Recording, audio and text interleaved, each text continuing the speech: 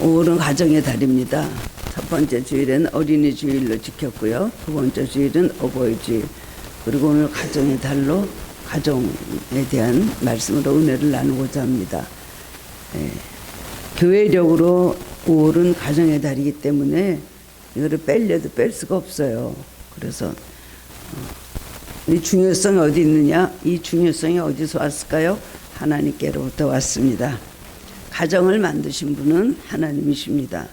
하나님께서는 인간을 만드시고 최초로 축복의 안식처로 가정을 이루어 주셨습니다.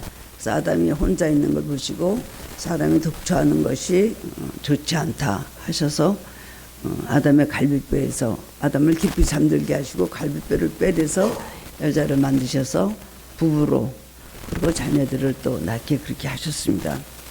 가정은 행복의 기초가 되는 것입니다. 행복의 기초가 되어야 되는 것입니다. 그런데도 불구하고 지금 불행의 기초가 되는 경우가 얼마나 많습니까? 모든 불행이, 모든 악이, 모든 상처가 실패의 원인이 가정에서부터 시작되는 경우가 많이 있습니다. 모든 행복은 가정의 행복에서 시작이 되는 것입니다. 그러므로 가정의 행복은 물질보다 소중하고 권세보다 소중하고 명예보다 소중한 것입니다. 이것을 모르고 가정을 멀리하고 다른 것을 따라다니다가 실패하는 경우를 많이 보죠. 러시아의 대문호 톨스토이는 이렇게 말했습니다. 만일 당신이 가정에서 행복을 얻을 수 없다면 세상 그 어디에서도 행복을 얻을 수 없다. 그렇게 말했습니다. 이게 가정의 행복이란 것이 굉장히 그 사람의 행복의 기본이 되기 때문에 가정에서 행복하여 그 사람 결국 그 사람의 영혼이 또 마음이 시무롭고 행복할 수가 있는 것입니다. 유명한 작가 마테르 링크의 명작소설 파랑새라는 이 작품을 제가 자주 얘기하는데 아주 유명한 이야기입니다. 행복의 상식인 파랑새를 한번 잡아보자. 그래서 두 형제가 온세정을 찾아서 헤매게 됩니다. 그리고 나가서 파랑새를 한번 잡아보자. 그래서 두 명의 형제가 아무리 돌아다녀서 오랫동안 돌아다녔지만 이 행복이 파랑새는 잡히지 않았습니다. 이제는 없구나. 파랑새는 잡을 수가 없다 생각하고 지친 몸으로 집에 돌아왔을 때 그렇게 헤매며 찾았던 파랑새는 자기 집 처마 밑에 있더라는 것입니다. 그건 뭘 말합니까? 참된 행복이라고 하는 것은 멀리 있거나 다른 세계에 있는 것이 아니라 가장 가까운 내 집, 내 가정 안에서 행복을 찾을 수 있고 행복의 파랑새가 있다고 하는 은유적인 작품이 바로 유명한 작품입니다. 이것 아주 중요한 얘기죠. 오늘날 사람들은 가정 밖에서 행복을 찾으려 하지만 가정 밖에서는 하나님께서 주신 인간의 참 행복을 찾을 길이 없습니다. 뭔가 행복한 걸 느끼고 기분이 좋고 즐거운 걸 느끼겠죠. 그러나 그 영혼은 가정에서 행복을 누리지 못하는 영혼은 공허하고 뭔가 허무하고 그리고 뭔가 지치고 갈치자로 걸을 수밖에 없는 것입니다. 우리가 겪고 있는 현대사회의 가장 큰 위기는 가정의 위기라고 할 수가 있습니다. 지금 가정의 위기, 얼마나 가정의 위기가 지금 전 세계적으로 말도 못하게 많이 그렇게 만연이 되어 있습니다. 특히 이 동성애로 인하여서 가정의 행복이 어디 있습니까? 남자끼리 살면서 행복하다고 살고 그 자녀들이 이방에서 데리고 와서 남자 아빠, 남자 엄마라고 부르면서 행복합니다라고 그것을 강요합니다. 행복한 것 같아도 자라나가 보면 뭔가 이상하다. 우리 집은 그거 느끼지 않겠습니까? 진리는 변함이 없는 것입니다. 문화적 차이는 있겠지만 가정이 안고 있는 문제는 동서양을 막론하고 역사상 어디든지 마찬가지입니다. 그래서 제가 어느 때인가 오래전에 들은 얘기인데 학교에서 이제 이혼한 가정을 찾아보니까 4명 중에 하나라 그랬어요. 그게 20년 전 얘기인 것 같아요. 20, 30년 전. 지금 몇 명 중에 하나일까요? 굉장히 이혼한 가정, 별성 가정이 굉장히 많이 있는 것이죠. 그래서 그것이 부부로 끝나는 것이 아니라 자녀들에게 이어지고 그래서 그 가정의 불행과 실패와 여러 가지 많은 불행한 사건들이 일어나는 것입니다. 오늘날 가정의 위기라고 할 그런 만큼 가정의 행복을 잃어버린 게 많이 있습니다. 겉으로는 행복해 보이는 것 같은데 속으로는 아주 썩고 골마 터지기 직전인 그런 가정들이 굉장히 많이 있죠. 사도 바울은 오늘 본문 고린도전서 13장에서 인간이 가지고 있는 가장 큰 보물과 가장 큰 능력은 바로 사랑이라고 말했습니다. 이 사랑은 뭐 에로스의 사랑, 이성 간의 사랑이죠. 그 다음에 필리아, 형제와 친구 간의 사랑이죠. 그 다음엔 스톨게라는 또 뭐 혈육 간의 사랑이 있죠. 그 다음에 우리가 하나님의 사랑, 아가페의 사랑이 있습니다. 이 여러 가지 사랑이 이 세상에는 많이 있는데요. 이 세상의 모든 사람들이 지금 겪고 있는 가장 큰 것은 바로 고독이라는 것입니다. 돈이 없어서 힘들겠죠. 병을 앓으면서 병 때문에 고생을 하겠지만은 마음속에 있는 고독은 고칠 수 없는 병입니다. 많은 식구들이 함께 살아도, 많은 것을 소유하고 살아도 행복할 것 같은데 군중 속에 있으면서도 고독하고 소외감을 느끼는 세상 아닙니까? 결국 사랑이 부족하기 때문입니다. 나를 알아주는 사람이 없어요. 또 너를 알아주는 사람이 없는 거예요. 나와 너 각자 자기대로 살기 때문에 서로 대화를 나눌 수가 없고 공유할 수가 없고, 그렇기 때문에 외로울 수가 밖에 없는 것입니다. 인간은 태어나서 죽을 때까지 사랑을 먹고 사는 존재입니다. 사랑을 그리워하고 사랑이 옆에 있기를 항상 원하죠. 밥만 먹고 삽니까? 모든 것이 다 있어도 이 고독의 문제는 그런 것으로 해결되지 않는 것입니다. 사람들은 육체적인 영양실조보다 사랑의 영양실조 때문에 대부분의 사람들은 가정이 실현을 당하고 사회가 상처를 입고 있는 것입니다. 참으로 행복한 가정은 어떤 가정인가요? 사랑이 있고 평화가 있고 하나가 되는 가정이 바로 그 가정이 하나님께서 평안한 가정, 가장 행복된 가정이라고 말씀하시는 것입니다. 그런 가정이 행복하고 건강한 가정이 되는 것입니다. 이 평강이라는 말은 헬라어로 에레네라고 합니다. 그리고 유대인의 말로는 샬롬이라고 하죠. 건강, 평화, 그 다음에 번영, 승리, 여러 가지 많은 축복이 다 샬롬 에레네에 들어가 있습니다. 이 말은 함께 짜고 함께 엮여진다는 뜻이 있습니다. 가족들은 함께라는 것, 몸뿐만 아니라 마음이 하나가 되고 함께하는 이런 삶, 이것이 가정 평강한 삶이라고 할 수가 있습니다. 평강의 가정은 온 식구가 함께하고 함께 엮어져서 이루어진다는 것이에요. 배를 노를 저어갈 때도 어떻게 합니까? 같이 저어야 되는 것이죠. 부부간에 같이 노를 저어야 되는 것 아닙니까? 한 목표를 향해서 같은 방법대로. 근데 이 사람은 오른쪽으로 가기를 원하고 이 사람은 왼쪽으로 가기를 원해서 노가 결국 왔다 갔다 하면서 정반대로 노를 저으면 그 배가 어디로 가겠습니까? 가지도 못할 뿐더러 결국 풍랑을 만나거나 조그만 바위 암초에 걸리면은 그 다음엔 파손되고 마는 것입니다.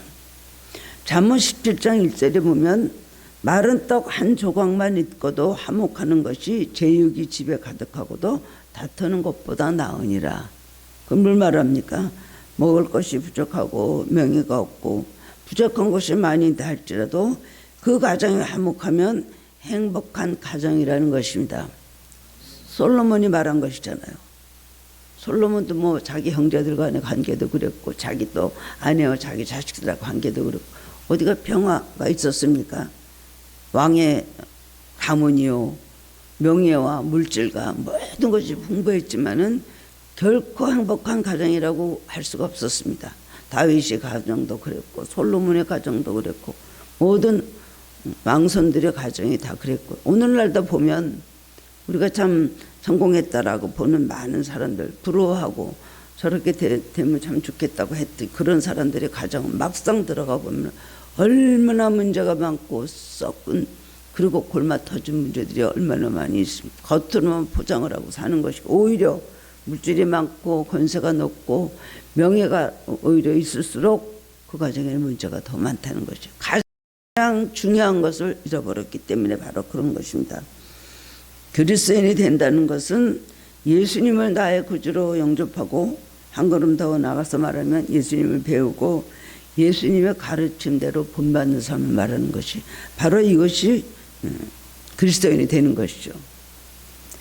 우리 가정생활에서도 예수님의 마음을 가지고 예수님의 사랑을 실천해서 평강의 가정을 이뤄나갈 때 행복한 가정이라고 할 수가 있습니다. 신앙생활을 하면서도 불행한 가정이 얼마나 많습니까? 문제가 있는 가정이 얼마나 많습니까?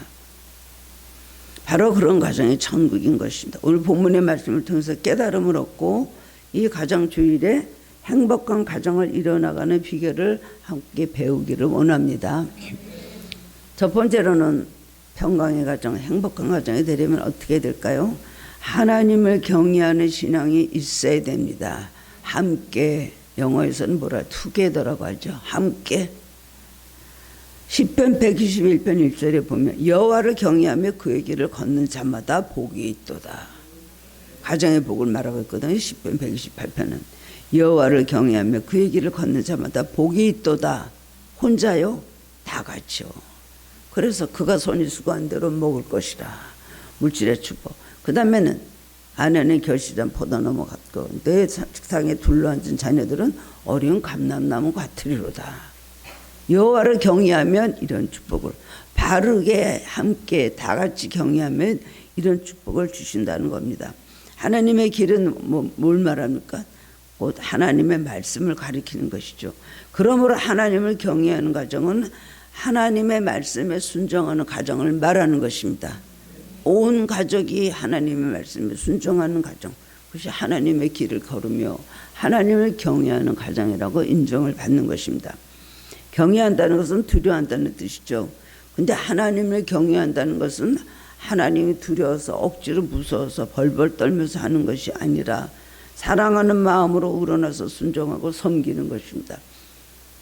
예수님 시대에, 그 전에 율법 시대에는 하나님이 두려워서 벌벌 떨면서 율법을 지켰어요. 수백 가지의 율법을 정해놓고 이렇게 하지 않으면 이런 벌을 받을 것이다, 이렇게 하자면 이런 형벌을 받을 것이다.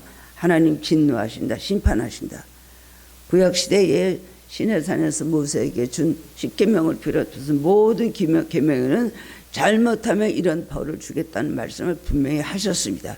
그것은 너무나 신앙적으로 그 사람들은 아무것도 모르고 애굽에서 종된 노예 생활을 했던 그 사람들의 모든 영과 이 모든 혼과 이 마인드, 이 마음과 모든 것들이 너무나 이방인 이하에 그야말로 그냥 금수 같은 그런 동물 같은 생각들을 갖고 있었기 때문에 하나님께서 굉장히 많이 형벌을 하신다는 것에서 엄하게 많은 것을 강조하고 말씀하셨어요. 그러나 신앙이 점점 자라나면은 하나님 두려워서 섬깁니까? 하나님 두려워서 벌벌 떨고 하나님 계명을 지킵니까? 예수님 시대까지 그들의 율법주의를 지키면서 결국 잘못하면 그런 벌을 받는다. 그래서 결국 축복받기 위해서, 그리고 거기에 걸리지 않기 위해서 수렇게 많은 율법을 정해놓고는 짐이 되게 하고 사람을 거기에 얽매이게 하고 그런 신앙생활을 해왔습니다. 예수님 말씀대로 너의 마음을 다하고 뜻을 다하고 너의 모든 것을 성품을 다하여 하나님을 사랑하라. 그러나 하나님을 사랑하라는 것이지 계명을 주신 것은 하나님이 이런 하나님이니까 벌벌 떨면서 벌 받지 않게 해서 하나님 계명을 지키라는 건 아니죠. 십계명도 결국 하나님을 사랑하라는 것입니다. 그렇기 때문에 우리는 경외라는 것은 하나님 두려워하기 전, 그것보다 하나님을 사랑해서 우러나서 저절로 하나님 앞에 하나님께 자기의 신앙을 고백하고 사랑을 표현하는 것이 우리가 하나님을 경외하는 것이죠. 그러다 보면은 사랑하면 순종하게 되는 것입니다. 자식을 사랑하면 자식이 원하는 대로 하잖아요. 마찬가지로 하나님을 사랑하면 저절로 하나님 앞에 순종하게 되고, 갈라디아서 5장 20절에 보면 저절로 이런 사람은 성령의 열매를 맺게 된다고 말씀하셨습니다. 우리가 어디 붙어 있느냐, 우리 마음이 어디 있느냐, 내 생각과 내 하는 모든 것이 하나님께서 조금이라도 어긋나냐 어긋나지 않느냐, 이런 것을 분별할 수 있는 사람이 참된 그리스도인입니다. 그렇기 때문에 하나님 경외하는 신앙은 당연히 자연스럽게 하나님의 말씀 순종으로 이어지게 되는 것입니다. 말씀을 통해서 하나님 우리의 주인이 되시고 하나님은 모든 절대 주권자이심을 그 다음에 깨닫고, 그리고 그 길대로 걸어가는 것입니다. 깨닫고 스스로 하나님이 절대 주권자시다, 우리 삶의 주인이시고 내 삶의 주인이시 하나님이라는 깨닫고, 내 인생이 얼마나 무력하고 연약하고 아무것도 아닌 것을 깨닫고 그 말씀대로 스스로 가는 것, 이것이 참된 신화인 것입니다. 하나님께서 창세기 22장에서 아브라함에게 100세에 나는 아들 이삭을 하나님 앞에 번제로 드려라, 죽이라는 것이죠. 죽여서 불로 태워서 나에게 제사를 지내라 할 때 아브라함 그대로 순종을 했습니다. 하나님 말씀을 믿음으로 나는 이삭을 하나님 앞에 불로 태워서 하나님 앞에 번제로 당연히 드릴 것이지만 하나님은 나에게 약속하셨기 때문에 죽었던 이삭을 다시 부활시켜서 살려서 나에게 돌려보내실 것이다. 그렇게 믿고 있었습니다. 하나님께서 우리에게 명령하는 것은 우리가 지키면 됩니다. 하나님이 하실 일까지 하나님 어떻게 하실까, 그거에 너무 염려할 필요가 없는 거예요. 내가 말씀대로 살면 하나님이 알아서 모든 걸 해결해 주시기 때문에 우리는 현재가 힘들고 감당하기 여러 가지로 참 우리에게 벅차도 우리는 믿음으로 이겨내는 것입니다. 그 길을 걷는 자, 하나님의 말씀대로 순종하는 자는 하나님의 마음과 삶에 임재하시고 통치해 주십니다. 우리 마음에 하나님 계시면요, 하나님 마음에도 우리가 계신 거예요.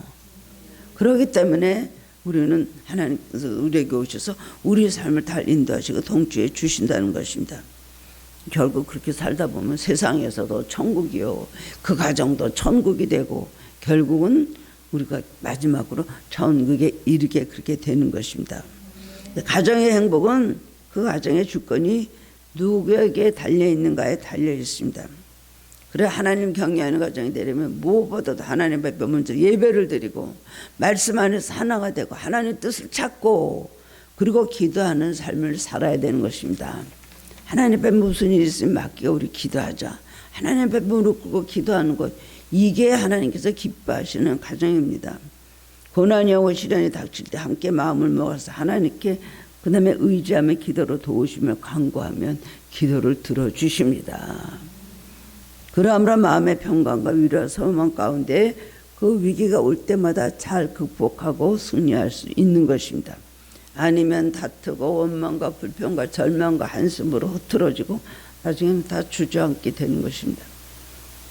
과거 한국의 대부분의 가정들은 가부장적인 아버지가 왕이었습니다. 가정 안에 문제가 생기면 아버지가 그다음엔 아버지가 반응하는 대로, 아버지가 주장하는 대로 온 가족이 순종하고 따라했습니다. 아버지가 어떤 사람이냐에 따라서 가정의 미래가 왔다 갔다 하고, 그 다음에 아버지에 따라서 밝아지기도 하고, 그 다음에 어둡고 심각한 분위기가 되기도 하였습니다. 그런 아버지 밑에서 자란 자녀들은 상처가 많습니다.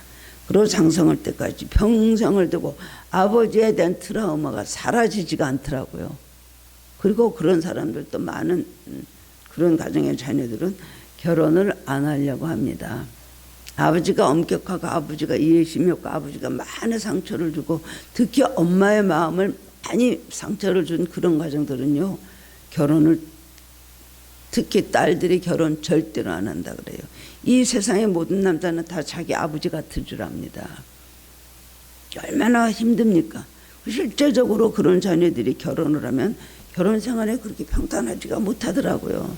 늘 우울하고 부정적이고 뭐든지 그러기 때문에 행복을 행복인지 모르고 살기 때문에 부부간에도 평화하는 것을 잘 보지 못합니다. 이거는 꼭 그렇다는 게 아니라 제가 이렇게 보면은 통계적인 것입니다. 그렇기 때문에 가정 안에서 하나님의 주인이 되셔야 돼요. 사람의 주인이 되면 안 되는 거예요. 특별히 신앙이 없는 아빠, 엄격한 아빠, 폭력적인 아빠가 그 가정에 가장이 돼갖고 왕노릇을 하면 그 가정은 어떻게 됩니까? 배가 산으로 올라가듯이 가고 말게 그렇게 되는 것입니다. 그런데 다행인지 모르지만 요즘은 여건이 강해졌습니다. 여성 상해인 가정이 많아서, 인데 또 어머니가 주장하는 대로 또 가정이 그런 가정이 많아졌어요. 그래가지고 아빠하고 아이들하고 막 하나가 되고 엄마한테 비밀이 많아요. 실제로 그런 가정들이 있죠. 그럼 여자들이 보면 부러워할 수도 있죠. 어떻게 하면 저렇게 할 수가 있을까? 그렇지만 막상 들어가 보면 그것도 또한 보통 문제가 아닙니다. 엄마를 벌벌 떨고 엄마를 무시하고 엄마가 하자는 대로, 이런 가정들도 의외로 많이 있더라고요. 그래가지고 그냥 옛날에는 엄마하고 자녀들이 비밀이 많았잖아요. 아빠한테. 지금은요. 아빠하고 자녀들이 엄마에 대해서 비밀이 엄마는 알게 하면 안 된다. 그는 보호의식인지 몰라도 엄마가 할 역할을 제대로 하지 못한다는 것을 알아야 되는 것입니다. 자기가 아빠도 왕이 될 수가 없고 집에서는 엄마도 왕이 되면 안 됩니다. 더구나 요즘 같은 세상에 자식이 왕이에요. 자식이 원하는 대로, 자식이 좋아하는 대로, 자식이 하자는 대로 무조건 다 합니다. 그래서 아니 왜 그렇게 하시나요? 왜 그 자녀에게 그건 안 된다고 말을 하시지? 왜 그러셨나요? 나중에 일이 잘못된 다음에 이렇게 대화를 나누면 그때 안 된다 그러지 왜 그랬습니까? 애가 원하니까요. 내 애가 좋다니까요. 이거 큰일 나는 여러분 자녀 교육에 잘못된 여러분들이 철학인 줄 아시기 바랍니다. 아이가 원하는데 아이가 상처받을까 봐 교회 나오라는 말을 하십시오. 못한대요. 왜요? 상처받을까 봐요. 상처라니요. 생사가 갈린 문제고 죽음과 그 다음에 생명과 멸망이 달린 문제인데 그 자식들이 상처받을까 봐 그 말을 못하는 부담 주기 싫어요. 상처 주기 싫어요. 이거는 잘못된 것입니다. 우리 가정의 주인이 누구예요? 하나님이십니다. 하나님의 모든 걸 통치하시도록 해야 돼요. 우리 교회도 그렇고 물론 가정도 그렇고 교회도 그렇고 나라도 그렇습니다. 자기가 나라의 주권자를 가진 사람인 줄 알고 마음대로 하다 보니 인간이 나오고 악이 나오고 다툼이 나오고 막 죽이는 그런 분열의 역사가 일어나게 되는 것입니다. 그렇기 때문에 하나님을 잘 경외하는 가정이 되면 됩니다. 성경에 분명히 많이 말씀하셨습니다. 하나님의 가정의 주인이 되시고 왕이 되어야 한다는 것입니다. 살아계시고 유일하신 하나님 제일주의 가정이 되어야 됩니다. 아버지로부터 어머니 그리고 자녀들까지 온 가족이 하나님 믿고 의지하고 섬겨야 되는 것입니다. 그러면 그게 뜻대로 됩니까? 알아도 그렇게 안 되죠. 누군가 믿음의 시초가 있었던 사람이 있었을 것입니다. 대부분이 어머니인 경우가 많죠. 특별히 우리 한국에서는 여자의 신앙이 처음으로 들어와서 많은 핍박을 받으면서 가정을 또 그다음에 하나님 앞으로 인도하고 그리고 온 가문의 전도가 돼서 하나님 믿게 된 그렇게 다 퍼져나가는 복음 전파의 그런 많은 그런 경험들이 많이 있습니다. 엄마들이 고통받는 건 말도 못하죠. 애 맞고 쫓겨나고 머리 깎이고 정말 예수를 믿는다는 것 때문에 우리 처음에 믿었던 선조들 중에 어머니들은 너무나 핍박과 고통을 많이 당했습니다. 그러나 그걸 참고 이겼기 때문에 결국은 다 가문이 하나님 믿는 가문으로 되고 그리고 온 가족이 지금 우리 한국교회가 이렇게 많이 부흥되고 많은 교회들이 세워진 것도 사실은 어머니들의 고생과 희생이 굉장히 많았던 것입니다. 그렇기 때문에 그 엄마는 한나와 같이 늘 기도하면서 우리 가정을 복음화 시켜주시고 우리 남편이 변화되게 하시고 우리 자녀들이 예수 믿게 해달라는 기도를 많이 했기 때문에 그렇게 된 것입니다. 그렇기 때문에 아직도 잘 이루어지지 않는 가정들은 기도를 더 해야 됩니다. 저 가정은 기도 하나도 안 해도 저렇게 남편이 잘 믿는데 나는 왜 이렇게 힘든 길을 가야 되냐. 힘든 길을 가야 되는 것은 그만큼 여러분 상급이 큽니다. 제가 하나님께 이렇게 궁금해서 기도를 계속 한 적이 있었어요. 그렇게 보면은 어떤 집은 너무너무 쉽게요. 정말 어떻게 무슨 저렇게 복을 타고났나 할 정도로 복이 많이 남편 복이 있는 것 같이 느껴져요. 여러 가지로 착하고 아내밖에 모르고 사랑해주고 여러 가지 일도 잘 되고 이런 가정. 아니면은 어떤 가정은 또 굉장히 또 남편이 굉장히 핍박을 하고 괴롭히고 그래요. 그런데 그렇게 핍박을 하던 사람이 그 다음에는 아내의 기도로 말미암아 수십 년을 속을 썩이다가 그 다음에 이제 예수를 믿기 시작을 하면 5년 10년 한 예수를 잘 믿잖아요. 그럼 또 그렇게 또 죄 많은 것에 은혜를 더하신다고 그렇게 속썩였던 남편들이 회개하고 돌아오면 그렇게 예수를 잘 믿을 수가 없어요. 혼자 또 잘 믿는 것 같이 막 그럴 정도로요. 그러면 교회에서 막 무슨 복을 받아서 저런 남편을 만났냐. 어떻게 저런 분이 있냐. 저분을 존경한다. 정말 부럽다. 아내들이 막 그러면 그 아내는 뭐예요? 내가 그동안 얼마나 많은 고통을 당했는데 물론 감사하긴 하지만 감사하긴 하지만 그렇다고 아니에요. 정말 저렇게 속썩였는데 지금 회개하고 돌아온 거죠. 옛날에는 이랬습니다. 그런 말을 못 하잖아요. 제가 가만히 보니까 불공평한 거예요. 이 사람은 이렇게 똑같이 구원은 누구에게다 다 주시죠. 그래서 제가 기도하는 가운데 좀 이렇게 하여튼 하나님 이게 참 궁금합니다. 이렇게 평생 속을 썩이고 이러다가 나중에 가서 이렇게 돌아왔는데 그 남자는 교회에서 막 행가래를 치고 상장을 막 받고 막 남들이 막 그 아내한테 막 무슨 복을 받았냐고 막 이러고 좋겠다 그러고 막 또 심한 얘기는 참 남편이 아깝다. 뭐 그러거든요. 남편이 더 인물도 좋고 모두 좋고 한데 어떻게 저런 알면서 제가 얼마나 분하잖아요. 한쪽으로는. 그리고 또 이거 좀 기도를 해보면 제가 기도를 참 많이 했는데 깨달음을 주신 것이 있어요. 하나님께서 야 부부간에도 상급이 다르다. 십자가를 찍어가는 사람과 십자가를 남에게 찍은 사람하고 상급이 같겠느냐. 그때 가서 예수를 잘 믿게 되고 남편이 하나님 앞으로 돌아왔다 할지라도 그를 그렇게 만들기 위해서 십자가를 지고 눈물을 흘리고 골고다 언덕을 쓰러지면서 올라갔던 그 아내에게 훨씬 상급이 크다. 그래서 제가 그렇구나. 그래서 많은 분들을 그때부터 위로합니다. 아니 절대로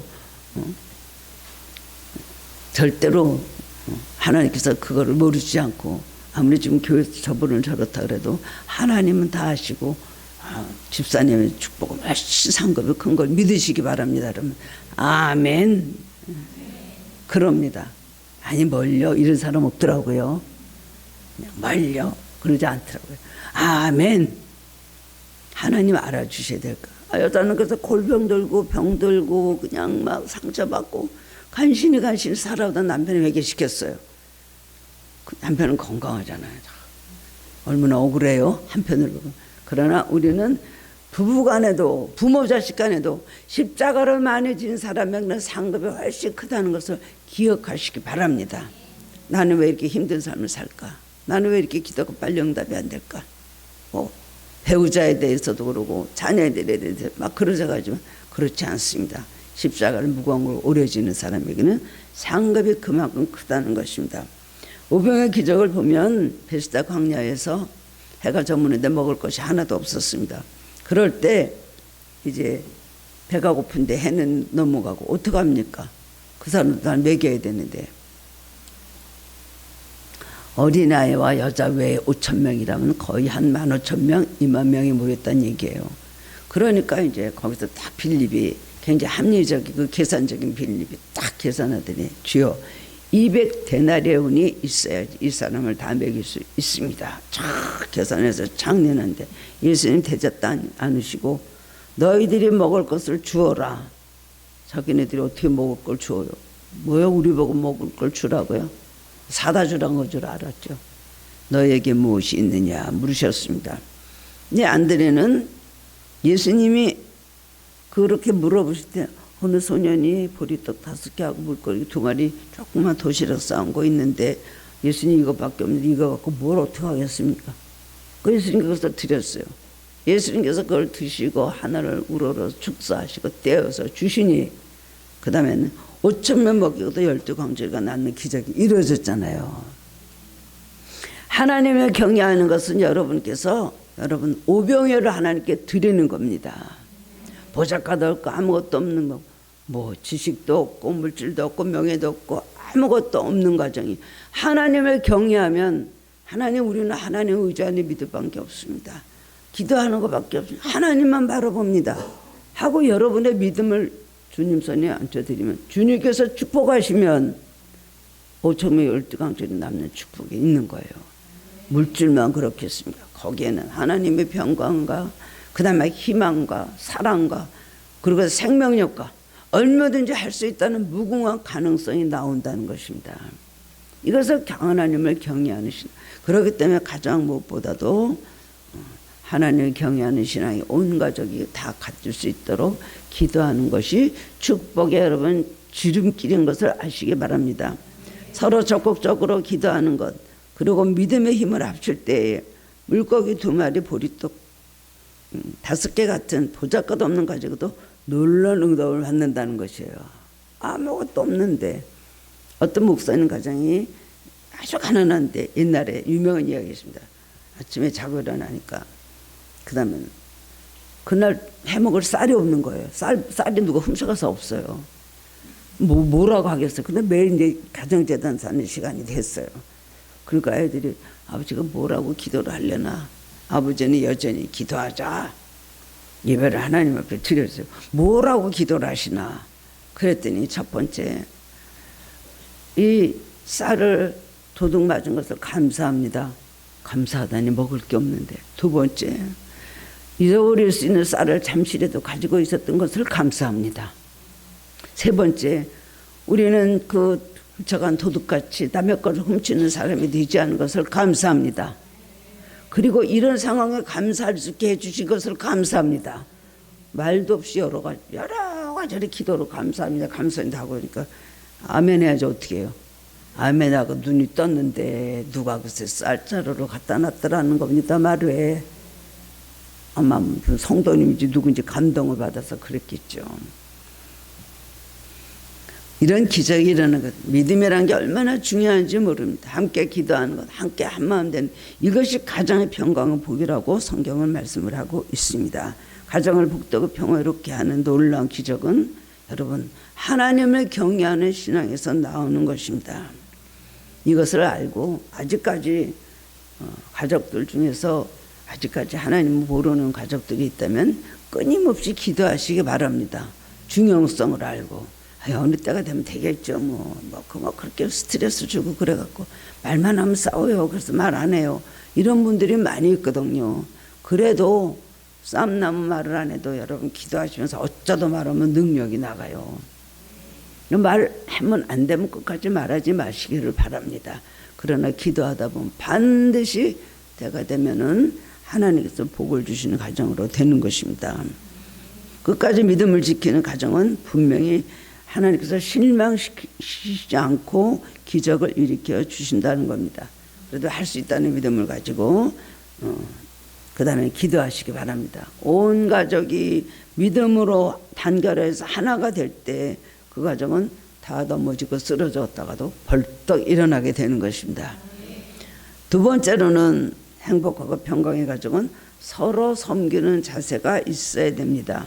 평강의 가족을 이루려면 가족 안에 서로 섬기는 마음을 가져야 됩니다. 섬긴다는 건 뭐예요? 물론 몸으로도 섬기고 여러 가지로 이렇게 잘 보필하고 이런 것이 섬긴다는 것이죠. 그런데 가족을 서로 존중하고 상대방을 귀하게 여기는 것이 섬긴다는 것의 본래의 뜻입니다. 상대방을 섬기는 것.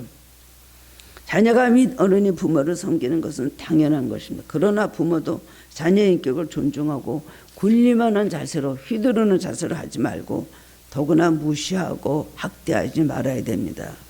무엇보다도 자라나는 어른 인격에 상처를 주지 말아야 됩니다. 그 기억이 지워지지 않고 평생을 가면서 고통을 준다는 것을 알아야 됩니다. 그래서 상처 치유하는 그런 때 할 때 보면은 쭉 그 자라온 성장 과정 속에서 제가 4살 때 엄마가 이렇게 말했습니다.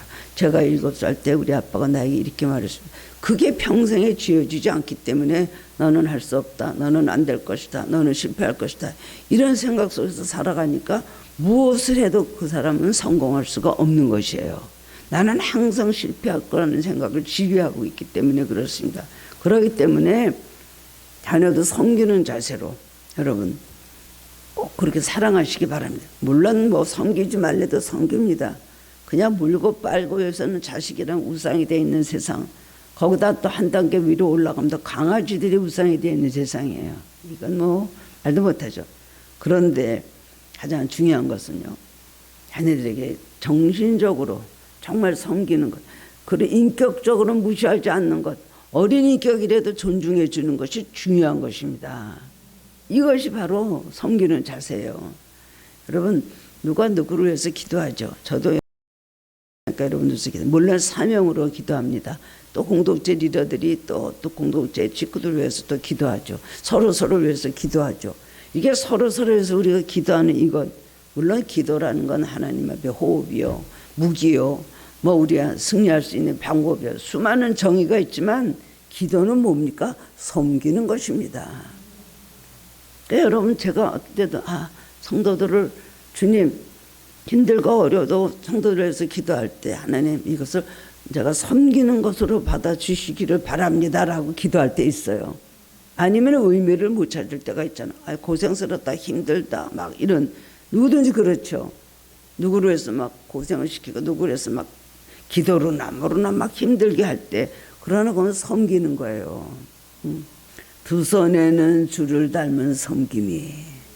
우리가 부르는 그 찬양이 있잖아요.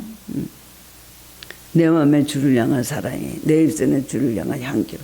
우리가 그 찬양 부를 때 두 손에는 주를 닮은 섬김이, 저는 그것을 부를 때는 마음이 항상 찡하고 눈물이 나거든요. 그렇죠. 섬기는 자세가 얼마나 중요한지 몰라요. 가정에서. 그리고 존중하는 것, 인격을 존중해 주는 것. 그렇기 때문에 자녀들에게도 막 너는 안 된다, 너는 잘못했다, 너는 뭐 형편없다, 이런 식으로 말을 하면은 바르게 교훈하기 위해서 바르게 하단치는 건 몰라도 인격을 상처를 주는 건 병이 들게 하는 겁니다. 잘되게 하라고 인격을 상처를 주는 건 잘되게 하는 게 아니라 못되게 하는 거, 죽이는 건지 알아야 돼요. 그러면서도 권위를 가지고 부모가 자녀를 잘 가르쳐야 되겠죠. 우리는 가장 가까워야 될 이 가족 사이에 사실은 가장 상처를 주는 일이 맞죠. 자주 부딪히니까요. 그리고 원근을 몰라요. 남들에게는 그렇게 사랑으로 잘하면서도 가장 가까운 사람에게서는 함부로 하는 경우가 참 많이 있지 않습니까? 앞과 뒤가 다른 그런 경우가 많은데요. 그 늙은 부모를 멸시하는 그런 말을 하면서요. 또 발을 끊는 자식도 있고, 그 다음에 자식의 상처를 주고 평생을 눈물 나게 하는 부모도 있고요. 부부 사이에도 많은 갈등과 미움과 상처를 이어지다 보면 결국은 모든 관계가 다 깨져버리고, 그 다음엔 겉으로만 모양새만 있지 속으로는 정말로 무너져버려서 남담이 되어버린 그런 가정들도 있습니다. 마가복음 10장 45절에 보면 예수님께서 오신 목적이 뭐라고 말씀하셨어요?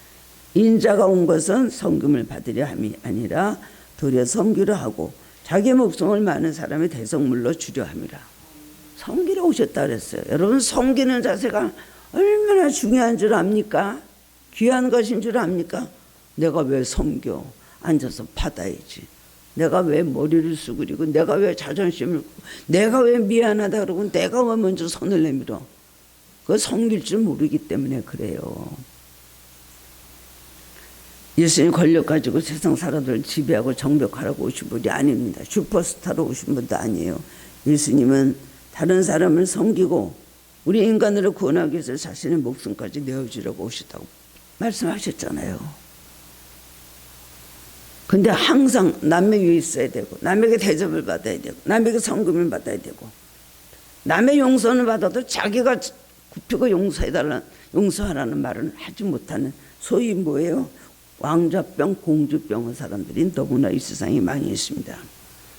가정 안에서 이런 기질을 버리지 못하는 사람은 그 한 사람 때문에 자신도 불행하고 가족도 모두 불행할 수밖에 없는 것입니다.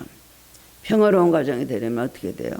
이기주의, 자기중심주의, 나한테 맞춰라, 내가 옳으니 당신이 틀렸다, 이 자기중심적인 걸 버려야 되는 것입니다. 근데 이기주의만 나만 옳은 거예요. 그런 가정의 평화를 해서 맞춰주다가도 그게 오래가면 그게 됩니까? 결국은 불화하고 깨지고, 그 다음에는 여러 사람이 불행해질 수밖에 없는 것입니다. 예수님은 묘절 만찬에 식사하시고, 그 다음엔 옷을 벗어서 벽에 걸으시고, 그 다음에 대야에 물을 떠시다가 제자들의 발을 다 12명이 가룟 유다를 발부터 씻어주셨다 그래요. 그랬을 것이라고 합니다.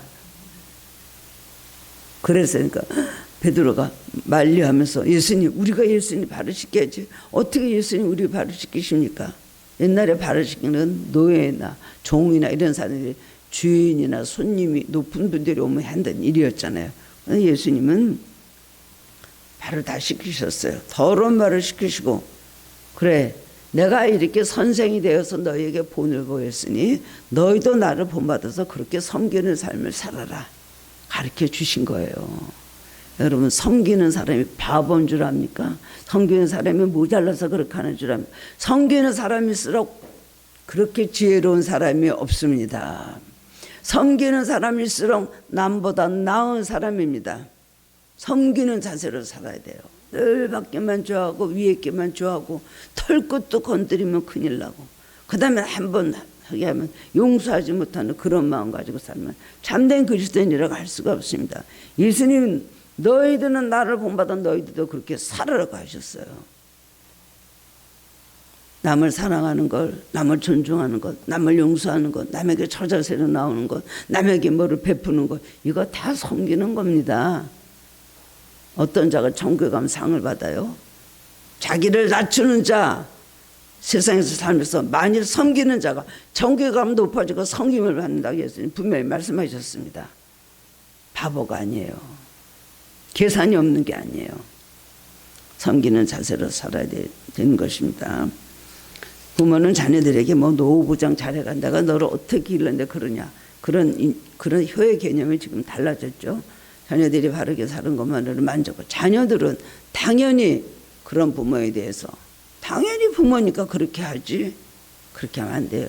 부모에 대해 은혜를 감사하고, 그 다음에 부모에 대해 효도하며 공경하는 자세를 가질 때 자녀들이 그것을 본받고 그대로 배웁니다. 삶의 가치가 무엇인 것을 여러분들이 실천하면서 몸소 모든 생활 속에서 자녀들에게 그것을 가르쳐야 되는 것입니다. 인격 대 인격으로 서로 존중하고 섬기는 가정이 그리스도인의 가정입니다. 마지막으로는 사랑의 마음이 넘쳐야 됩니다. 하나님은 뭐죠? 하나님은 사랑이죠. God is love. 큰 기독교의 여러분, 강렬히 그 하나님 사랑이십니다. 예수님도 사랑이셨고요. 모든 것은 사랑에서 비롯된 것이었습니다. 우리 가정들 사랑이 가득 차 있으면 그것이 뭐예요? 천국이에요. 사랑의 장에는 오늘 고린도전서 13장에 뭐 사도 바울이 수도 없이 많이 말씀해 주죠. 더 이상 표현할 수 없을 정도로 말을 했습니다. 사랑은 오래 참고, 사랑은 인내하며, 사랑은 투기하지 않으며, 온유하며, 시기하지 않으며, 무례히 행치 아니하고, 악을 생각하지 않으며, 그것이 그렇게 할 수 있는 게 바로 사랑인 것이죠. 가족이라는 것은 안식처가 돼야 됩니다. 집에 들어오면은 서로 밖에서 피곤하고 상처받은 마음들, 무거운 마음들, 그냥 돌덩어리 같이 짐을 들어온 그런 애들은 공부 때문에, 그다음 가장은 직장 때문에, 뭐 아내는 아내대로 스트레스가 많죠. 그럼 들어올 때 그것이 마음에 평안하고 안식을 할 수 있는 그런 안식처가 될 때에 그다음에 치유가 되고 회복이 되는 것입니다. 하나님이 이 세상을 만들어 주신 건 그런 가정이 되라고 만들어 주신 거예요. 서로. 근데 결혼은 물질적으로 생각해가지고 결혼할 때 저 사람 결혼하면 돈 좀, 또 집 좀, 이런 것부터 계산해요. 그래서 그것 때문에 그냥 너무 그런 조건이 마음에 든다, 마음에 들어요 하고 그것만 보고 결혼을 했다가 그것이 만약에 기대 이상 허물어지게 돼버리잖아요. 그럼 그 다음에 금방 사랑이 없으면 깨지는 것입니다. 가정에는 사랑의 기본입니다. 루즈벨트 대통령은 다리가 하나가 제대로 못 써서 그냥 휠체어 타고 다녔어요. 그러니까 그 처갓집에서 아내 보고 너 저런 남편하고 어떻게 살래? 응? 빨리 저 남편은 저기 다리도 못 쓴 저 남편 빨리 이혼해라. 너 애들 어떻게 기르려고 그러냐 했더니 그 아내가 하는 말이, 나는 내 남편의 다리를 보고 결혼한 게 아닙니다. 나는 내 남편을 사랑해서 결혼했지 내 남편의 다리와 결혼한 것이 아닙니다. 끝까지 살았잖아요. 유명한 역사 남는 훌륭한 대통령이 되지 않았습니까? 결혼이란 것은 하나님께서 짝지어 주신 신성한 언약의 결정처로 생각을 해야 됩니다. 근데 그런 가정이 아니고 사람의 생각으로 적당히 가정을 이루다 보면은 사랑을 잃어버리게 돼요. 다른 것에 가치관을 두고 결혼했다면 그 다음에는 잃어버리게 되는 것입니다. 미스 코리아하고 결혼한 재벌들이 왜 그 미스 코리아하고 나중에는 이혼하고 또 다른 미스 코리아를 찾습니까? 늙으면 다 쪼글쪼글하고 할미꽃이 되는 거잖아요. 가치관이 어디 있어요. 그래서 중국의 이머당 선생은요, 늙으면 머리 흰머리 염색하지 마라. 근데 흰머리 염색 안 하면 그렇잖아요. 또 여자가 염색 안 하면 남편들이 염색 좀 하고 오지 막 그런데요. 돈 주면서 흰머리 싫은 거죠. 니모던 선생 그래서 얼마나 흰머리에 많은 그 가정에 많은 것이 들어있느냐. 그걸 보면서 더욱더 부부가 사랑하고 흰머리를 보면서 인간의 그 모든 것을 더 가치를 발견해야 된다. 흰머리 염색하지 말라 그랬더라고요. 오늘 또 본문은요. 참 여러분 언제고 좀 읽으시기 바랍니다. 무슨 관계에서든 이 사랑이라는 것은 이거죠. 결국 모든 것을 참으며 모든 것을 믿으며 모든 것을 바라며 모든 것을 견디느니라. 사랑은 오래 참고 끝에 가서도 모든 것을 견디면이라 그랬어요. 참고 견딘다. 사랑이라는 걸 참는 것입니다. 견디는 것입니다. 그리고 바라며 믿음으로 견디는 것이 이제 믿음이라고 말을 했습니다. 네. 시간이 많이 지나갔네요. 네. 천국 가면요, 사람들이 그냥 손이 없대요. 이렇게 구부러지는 손이 없대요. 근데 천국 사는 얼굴이 기름지고 얼굴이 환하고 빛이 나고 막 그러고 상은 맛있는 밥상에 차려져 있더라고요. 그럼 그 얘기 아시죠? 지옥에 가는데 지옥에 사람이 삐쩍 마르고 그냥 시커멓고 막 흉악한 얼굴을 하고 있는 거예요. 왜 그러지? 똑같이 거기 상이 잘 차려져 있는데 어디 구부려지지 않은 발을 가지고 있는데 천국에서는 사랑으로 서로 포명해 주니까 더 먹으라 살들이 찌고 그렇게 얼굴이 빛이 나고 윤택하고요. 지옥 가니까 서로 자기만 먹으려고 하다 보니까 발이 구부러지니까 하나도 못 먹어서 얼굴이 그렇게 되었다는 거예요. 누가 만들어낸 얘기인지는 모르지만요. 말이 되네. 그랬을 거라는 생각을 합니다. 사랑이 있고 없고의 차이가 이렇게 크다는 것을 말해준 이야기입니다. 우리는 그렇습니다. 항상 가정 안에서 모든 의가 이루어져야 됩니다. 기적을 가정을 통해서 행복도 가정을 통해서 우리의 모든 신앙도 가정을 통해서 더 성장돼야 되고 행복도 커져야 되고 우리의 모든 문제도 가정을 통해서 더 잘 돼야 되는 것인데 이 가정 때문에 가정 안에서 우리 아버지 때문에 우리 어머니 때문에 우리 남편 때문에 우리 아내 때문에 우리 자식 때문에 우리는 이렇게 내가 이만큼 할 수 있었습니다. 그런 고백을 할 수 있으면 얼마나 감사하겠습니까? 그래서 자녀들에게 이 세상에 가장 존경하는 사람 누구냐? 우리 아버지요, 우리 어머니요. 이 세상에서 가장 고마운 사람 누구냐? 내 남편이요, 내 아내요. 죽기 전에 이런 고백을 할 수 있어야 된다는 것입니다. 네, 여러분 가정 주간에 아무쪼록 또 우리 크리스찬의 가정은 많은 인내와 많은 또 기다림과 많은 또 희생이 있어야 됩니다. 그걸 여러분 기억하시고 하나님께서 창조하실 때 주셨던 약속하신 그 많은 가정의 축복을 받으시는 귀한 성도님들 되시기를 주님의 이름으로 축원합니다. 하나님 감사합니다. 오늘 하나님께서 우리에게 가정의 소중함, 가정의 가치, 그리고 이 행복에 대해서 말씀해 주셨고 행복의 정의와 행복을 어떻게 얻기 위해서는 어떻게 사랑을 행해야 될 것을 본문을 통해서 우리에게 가르쳐 주셨습니다. 우리는 알면서도 이렇게 행하지 못할 때가 너무나 많이 있습니다. 그 잘난 교만 때문에, 그 한량한 자존심 때문에, 꺾지 못하는 고집 때문에, 하나님 버리지 못하는 아집 때문에 하나님 이 사랑을 실천하지 못하고 사는 저희들을 용서하시고 고쳐 주시옵소서. 주님의 성품을 닮은 사람으로 고쳐 주시옵소서. 그렇기 때문에 우리 가정에서도 평화를 이루고 어디 가든지 평화를 이루며 평화를 나눠주는 사람 되게 하여 주옵소서.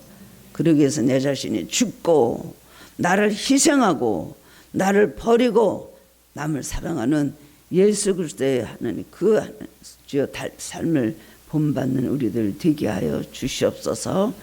감사드렸고 예수님 이름으로 기도드리옵나이다. 아멘.